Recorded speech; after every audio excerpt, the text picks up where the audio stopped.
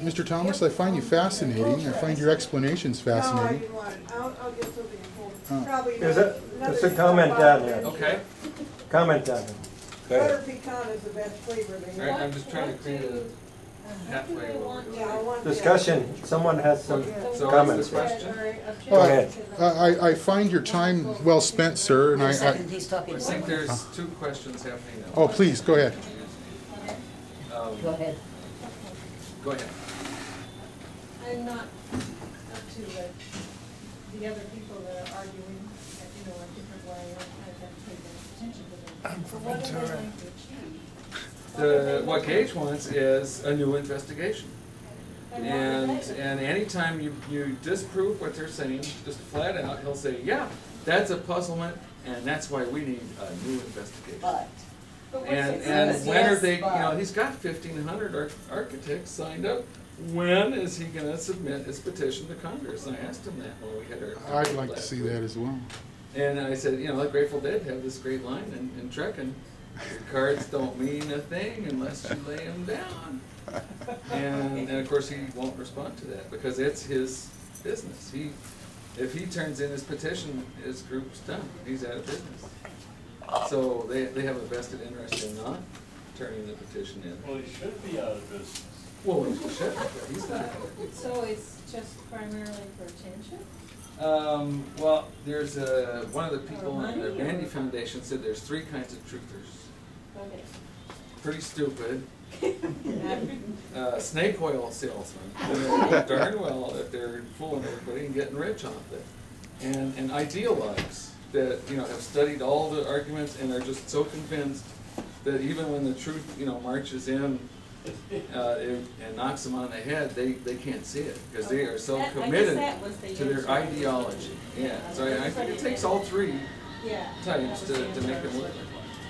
How are they making money off it? Where's the money coming from? The donors, like Richard Gage, you know, has appeals, you know, we need to raise $9,000 for an ad campaign and we need $10,000 to put on a debate in Washington on September 11th. Okay. So they I had thought a it was hearing purely in speaking. Toronto. And basically it was like play acting. If people really paid attention to us, what would it be like? And so they got their own, you know, judges and whatever, and had sort of a panel, and really didn't, you know, outside the truther world. Has anybody raised your hand if you heard of the Toronto conference or whatever? I'm sure just this last September. Toronto, maybe? It's a few weeks ago. Yeah, John. Go ahead. I wanted to ask you, I came down because I saw you were going to speak, and I'd like your explanation on World Trade Center 7. You know, a lot of people haven't covered it, and, you know, It's a mystery. let me addendum that one second. A few years ago, I saw a video of Amy Goodman. We're all familiar with Democracy Now!'s Amy Goodman. And she was out there that afternoon with her cameraman, and he was out there at Ground Zero. And she's got video that shows her talking to her cameraman. And at the same time, a cop is about 20 feet away. And the cop removes his hand from the mic that he's talking into. And you can hear a countdown coming out. A countdown. It was 3, 2, 1. And he's telling everybody to run. You know, and along those lines, we have Lucky Larry Silverstein telling us to pull the building. You know, what's your take on that, sir? I have not researched the Amy Goodman countdown, but I can look at it. Oh, it's shocking. It's just wow, you know. I have seen a lot of other things about the towers, like one BBC reporter reported it 20 minutes before it actually happened, and that's supposed to be evidence of an inside job, but why would the government bring the BBC in on this super secret thing? And, Well, there might have been journalists make reports, mistakes. you know, earlier that they were having trouble with the building. So, but Larry Silverstein, what I have studied that one, and basically he had some comments that he basically was talking about the firefighters. It wasn't his decision to, you know, evacuate the building and let it collapse naturally. That was the fire department's call. So Larry Silverstein was talking about how he was talking with the fire department And basically his understanding was this building's going to collapse, and we've had such horrible loss of life. Let's pull the team out of there. And Silverstein said the fire department, Okay. made the decision to pull. And it's not like pull is some secret code word for do a controlled demolition. It's just the phrase that Silverstein used to pull the team out. And how many people were killed when World Trade Center 7 collapsed? 0. Of all the horrible things that happened that day, How that was did they the die from? victim that happened. If they didn't touch him, what did they die from? Huh? What was the question? You say 0 people died. In World Trade Center 7, when it Oh, collapsed 7. at 5:20. Oh, okay. I thought you meant both. But it got 0 people because the fire department said this thing's going down.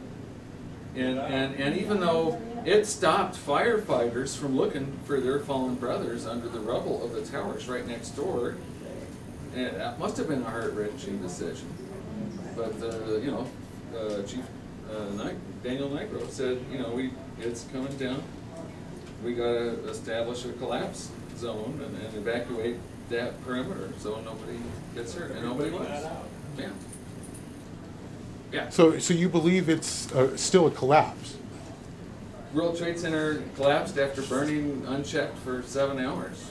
Now there's some argument about, like NIST, they looked at it and said it was one column, 79, that when girders expanded, this one column failed, and that started this complicated penthouse collapse that moved sideways and caused the other penthouse to collapse, then the whole facade collapsed.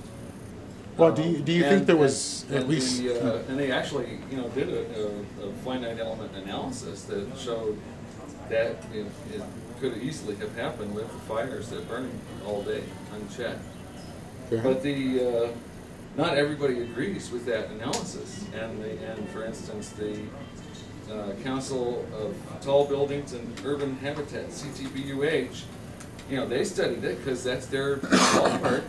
Big urban skyscrapers. Yeah. And they're concerned about rules about how strong you have to make skyscrapers so they don't fall over when they burn. And CTBUH disagreed with NIST on two things. One, they said they think it was the failure of the floors around this column 79, and it wasn't just column 79 that started the whole thing. But the other thing CTBUH said was that because the fires, where the collapse started, had burned out about an hour before, CTBUH, thinks it was a thermal contraction. After something expands, when it gets hot, when it gets cold, it contracts. And that's when this group besides NIST thinks the collapse started. But they very clearly say, it was not thermite or explosives or controlled demolition. It was fire that burned all day. So both NIST and this group, agree on the big picture. Yeah, fires made the building collapse.